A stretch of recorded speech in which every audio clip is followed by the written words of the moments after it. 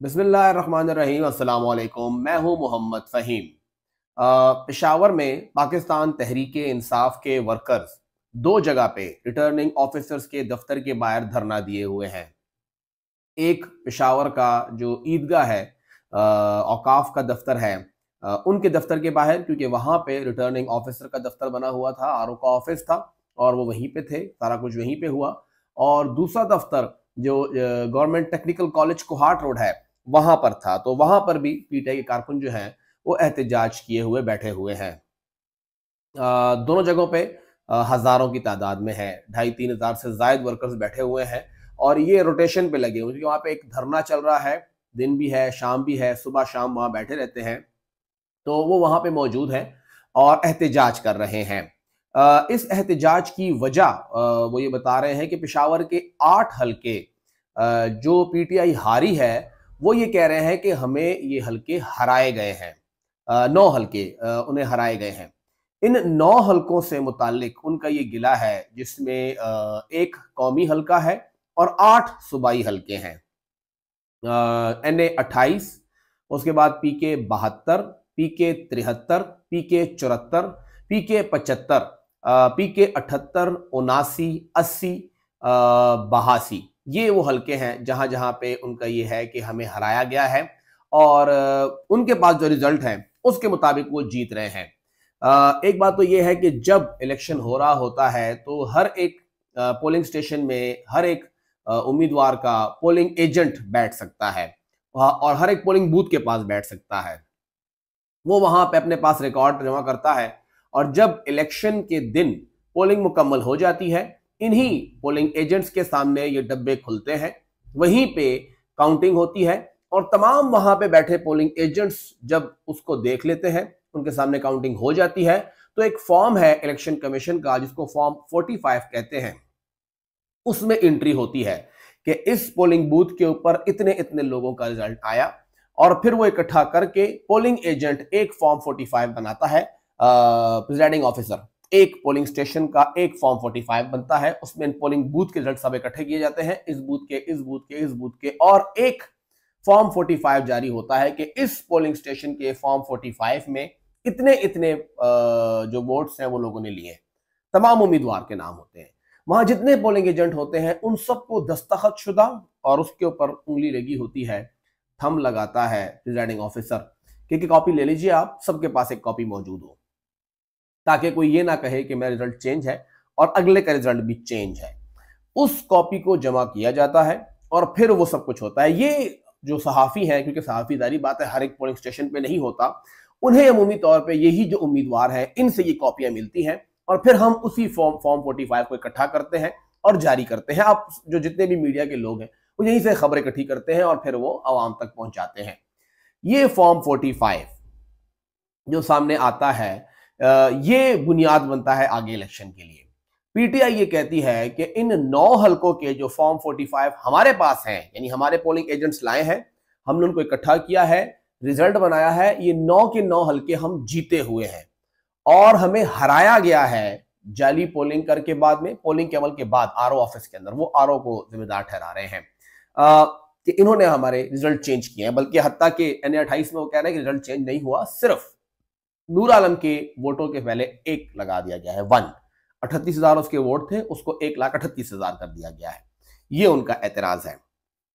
थोड़ा सा मैं आपको बता दूं कि पीटीआई वो वाहिद जमात है खैबर पख्तूनख्वा में जिनका अपना एक इलेक्शन सेल होता है और वो हर एक उम्मीदवार का अलग इलेक्शन सेल बनाते हैं। जितने भी उनके पोलिंग एजेंट्स हैं वो अपना फॉर्म 45 वो सेल में भेजते हैं और वो खुद अपना उसी वक्त एक कॉन्फेडरेशन बनाते हैं। हर डिस्ट्रिक्ट में अलग होता है, हर हल्का, फिर हर डिस्ट्रिक्ट, फिर सूबा एंड देन सेंटर, उनके पास ये पूरा रिजल्ट अपना मौजूद होता है।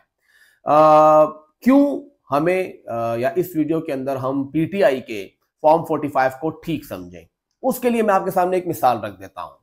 हो सकता है बहुत से लोग ये गिला करें कि नहीं, पीटीआई के पास जो फॉर्म 45 है वो गलत है, गलत एंट्रियां कर रहे हैं, जाली एंट्रियां कर रहे हैं। पीटीआई अपने इस जो रिकॉर्ड है उसको एक्सेस तमाम साथियों को भी देती है, मना नहीं करती उनसे कि हमारे पास जो रिकॉर्ड आ रहा है, और इवन बल्दियाती जब लोग हार रहे थे तब भी उनके पास एक्सेस था और नजर आ रहा था कि वो हार रहे हैं, लेकिन हमारे पास वो एक्सेस मौजूद था। तमाम साथी, अपना एक ग्रुप है, उसमें तमाम पीटीआई के बीट रिपोर्टर्स को वहां पे एक्सेस होती है। एक हेल्प हो जाती है, लेकिन बाकी हम खुद भी वहां मौजूद हैं, हम सबको वो फॉर्म 45 मिलते भी हैं जब हम मांगते हैं उनसे। पिशावर का हल्का है पीके 76। ये पीके 76 का हल्का पीटीआई जीती है। यहां पे समीउल्लाह आजाद उम्मीदवार पीटीआई के जीते हैं और खुशदिल एडवोकेट साहब हारे हैं। जो ये रिजल्ट है इलेक्शन कमीशन का, उसके मुताबिक 18,888 वोट लिए हैं समी ने इस पीके 76 के हल्के पे। अगर आप यहीं पर जो इनका अपना सिस्टम है पीटीआई वालों का, उसको खोल के देखते हैं तो वहां पर भी यही सूरत हाल है, यानी इससे मुख्तलिफ नहीं है। इस हल्के के ऊपर उनके जो फॉर्म 45 हैं, उसके मुताबिक भी इनके पास यही नंबर आ रहा है कि इतने ही वोट लिए, यानी पीटीआई के डेटा के अंदर जो रिकॉर्ड है, सेम रिकॉर्ड समी के पास, समी का रिकॉर्ड इलेक्शन कमीशन के पास भी है, यानी कोई झूठ इसमें नहीं है।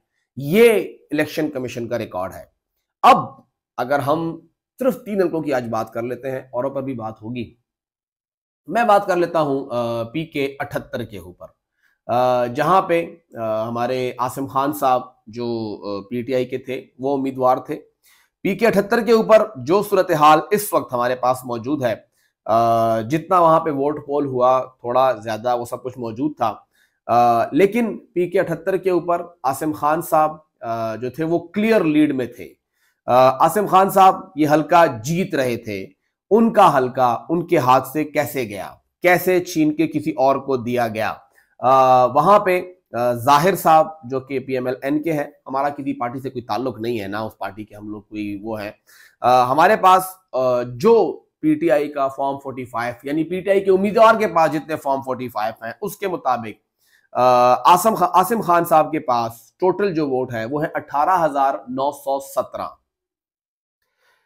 दूसरे नंबर पर उनके बाद आते हैं कारी जाहिर साहब, उनके हैं 5,331, यानी 3 गुना से ज्यादा की लीड है आसिम खान की। दूसरे नंबर पे जाहिर शाह साहब है, माजरत चाहूंगा, 7,101, और तीसरे पे है कारी जाहिर 5,331। जाहिर साहब जो है वो जेयूआई से हैं और कारी जाहिर जो है वो पीएमएल-एन से हैं। उसके बाद इजहारुल्लाह खलील पीएमएल-एनपी के हैं, उनके 2,730 वोट हैं। शफकतुर रहमान साहब के यहाँ पे 3,351 है। लेकिन जो रिजल्ट सामने आया है पीके 78 का, वो हैरान कुन है। पीके 78 के रिजल्ट के अंदर अगर आप देखें, जो आसिम साहब का हल्का है, वहां पे रिजल्ट चेंज है। और उस रिजल्ट के अंदर जब आप जाते हैं कि जी मुझे बताइएगा कि इस हल्के के ऊपर कौन जीता, उसने कितना सूरत हाल बनी, या आसिम का कितना वोट है, तो हैरानकुन तौर के ऊपर आपको आसिम खाब यहां पे हारते हुए नजर आएंगे, यानी वो यहां पे हार चुके हैं। इलेक्शन कमीशन के रिकॉर्ड के मुताबिक आसिम खान ये सीट हार चुके हैं।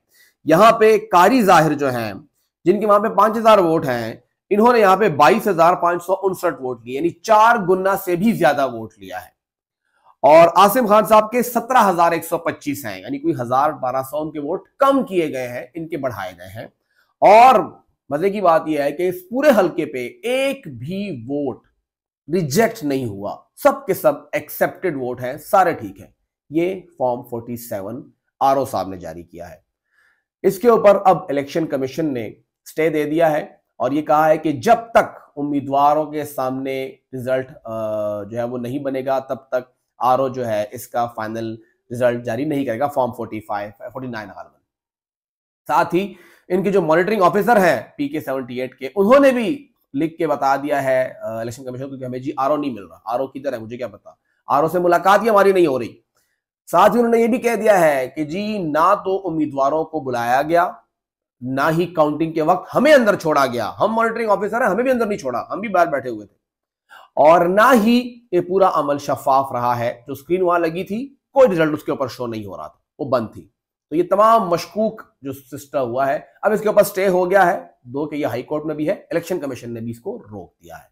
अभी मामला अदालत ही तय करेगी और इलेक्शन कमीशन में तय होगा। दूसरा हल्का काफी हैरानकुन, पीके 79। पीके 79 की आप बात करें, पीके 79 के ऊपर यहां पे माजी में यहाँ पे तैमूर झगड़ा साहब पहले भी जीते और ये सीट क्लियरली उन्हीं की सीट थी, इसमें कोई शक व शुबे की बात ही नहीं थी कि यहाँ पे क्या सूरत हाल बन रही है। तैमूर झगड़ा साहब ने अपना पूरा का पूरा रिकॉर्ड पब्लिक कर दिया है कि मेरे पास जितने भी मेरे पोलिंग स्टेशन थे उन सब का रिकॉर्ड मौजूद है और ये लीजिए, आप लोग दे दीजिए। हर एक स्कूल का नाम, तकरीबन 66 उनके पोलिंग स्टेशन हैं, उन सब की डिटेल उन्होंने जारी कर दी है और 1,08,959 रजिस्टर्ड वोट था, जिसमें 39,773 वोट पोल हुआ। इसमें 25,102 वोट तैमूर झगड़ा ने लिए। उनके मध्य मुकाबिल जो PMLN के थे 1,619 वोट जलाल खान साहब ने लिए। ANP के जो सदीक साहब थे उन्होंने 2,480 वोट लिए हैं और JUI जो कि अताउल दरवेश साहब थे उन्होंने 5,000 से ज्यादा वोट लिए हैं। अब अगर देखा जाए तो अक्ल तो कहती है कि 25,000 के बाद जो 5,000 वाला है वो दूसरे नंबर पे है, लेकिन यहां पे आप हैरान होंगे कि जब ये रिजल्ट बने तो वहां पे आपको तैमूर झगड़ा साहब के बाद उनकी जगह पे यहां पे जलाल खान साहब PMLN के उम्मीदवार कामयाब नजर आ रहे हैं। जलाल खान साहब के वोट कितने जी? 16,031 वोट। वो जलाल खान साहब जिनके फॉर्म 45 जो कि PTI के पास पड़ा है उसके मुताबिक 1619 वोट हैं, वो 1619 नहीं रहे, वो 16,031 हो गए, यानी एक जीरो बीच में डाल के साथ ही उन्होंने 31 कर दिया। और तैमूर साहब जो कि 25,000 वोट लिए हुए थे उनके वोट हो गए 11,495। ये रिजल्ट हुआ है। और अगर देखा जाए तो अताउल दरवेश साहब 5,171 वोट है उनके, वही वोट जो कि PTI के पास फॉर्म 45 के मुताबिक है, यानी इसमें कोई चेंज उनको नजर नहीं आया, सेम उसको वैसा ही रखा गया है। और यहां पर अगर हम बात कर रहे हैं ये बाकी वोट आगे पीछे होने की, तो ये एतराज भी आ रहा है कि जलाल खान साहब के ऊपर कोई केस था और एक खबर भी चली थी कि इन्हें इस्लामाबाद में गिरफ्तार किया गया था कि ये पाकिस्तानी नहीं है। इनकी नेशनैलिटी के ऊपर भी एतराज है। वोट भी चेंज किया, सब कुछ हुआ और फिर एक ऐसे बंदे को जिता दिया। PMLN ने टिकट भी दिया इनको। जाहिर बात है कार्ड तो होगा, आप चाहे जैसे बनाए वो बाकी देखेंगे, हमारे इदारे हैं, उनकी जिम्मेदारी है कि वो चेक करें कि कैसे एक बंदे के ऊपर ये इल्ज़ाम लग रहा है कि वो नॉन पाकिस्तानी है, या तो इसने इल्ज़ाम लगाया उसके खिलाफ कार्रवाई करें, ये पाकिस्तानी था, इसको आपने अफगानी क्यों कहा। अगर वो अफगानी है तो फिर उसको कार्ड कैसे मिला, और फिर कार्ड मिलने के बाद उसको आप जिता भी रहे हैं, किससे जिताया पता लग रहा है। RO साहब कॉन्टैक्ट में नहीं आ रहे हैं, RO साहब नहीं है। इसके ऊपर तैमूर झगड़ा साहब भी अदालत गए हैं और उन्होंने वहां से पीर के दिन उनकी भी समाअत होगी। तीसरा हल्का PK बहासी का। PK बहासी के हल्के के ऊपर हम लोग बात करें, कामरान बंगश साहब यहां से उम्मीदवार थे। जो रिकॉर्ड वहां पे मौजूद है कामरान बंगश के हवाले से, अगर हम उस रिकॉर्ड को ओपन करते हैं, उस रिकॉर्ड को हम लोग देखते हैं, उस रिकॉर्ड के मुताबिक आजाद थे कामरान बंगश साहब। उन्होंने भी अपने तमाम पोलिंग स्टेशन का पूरा रिजल्ट दिया हुआ है। 90 पोलिंग स्टेशन थे यहाँ पे और जो इनका रिकॉर्ड है उनके मुताबिक कामरान खान बंगश साहब के पास 30,058 वोट थे। जितने भी फॉर्म 45 PTI के इन तमाम उम्मीदवारों के पास उनके पोलिंग एजेंट से मिले हैं, कामरान बंगश के वोट थे 30,058। उनके पास दूसरे नंबर पे डॉक्टर नवीद ANP के 6,118 वोट। उसके बाद सदीकुर रहमान पराचा साहब उनके 4,361 वोट। जियाउल्लाह अफरीदी साहब उनके 3,813 है। तारिक अवान साहब के 4,005 है। नदीम साहब उनके हैं 3,439 और ताहिर जरीन साहब के 2,447 वोट है। यानी पहले नंबर पे कामरान बंगश, दूसरे पे डॉक्टर नवीद, तीसरे पे सदीकुर रहमान पराचा साहब, चौथे पे तारिक अवान, पांचवें पे जियाउल्लाह साहब, छठे पे मोहम्मद नदीम साहब और आखिर में ताहिर जरीन साहब। इसमें तारिक अवान साहब जो हैं वो कामयाब हो गए हैं। इलेक्शन कमीशन का जो डेटा है, उनका जो फॉर्म जारी हुआ है फॉर्म 47, उसके मुताबिक वो कहते हैं जी तारिक अवान साहब जीत गए हैं। तारिक अवान साहब अब यहां से फातेह करार दे दिए गए हैं और तारिक अवान साहब का यहां से जीतना वो भी हैरानकुन है बहुत से लोगों के लिए कि तारिक अवान साहब इस हल्के पर यानी बहुत जगहों पे उनका ना तो पोलिंग एजेंट था, बहुत हल्कों में उनके वोट जो निकल रहे थे वो 10 थे, वो 15 थे या 20 थे, और एकदम से यहाँ पे तारिक अवान साहब जो है वो जीत रहे हैं। ठीक है, आप जिताइए एक बंदे को, लेकिन ऐसे बंदे को जिताइए जो कि करीब करीब तो हो। ऐसा भी नहीं है कि आप किसी को ना जिताएं, बिल्कुल धांधलियां होती हैं, सब लोग करते हैं, आप भी कीजिए, लेकिन ऐसी धांधली कीजिए जो नजर आए कि हाँ यार कुछ तो थोड़ा बहुत आगे पीछे कर लिया इन्होंने।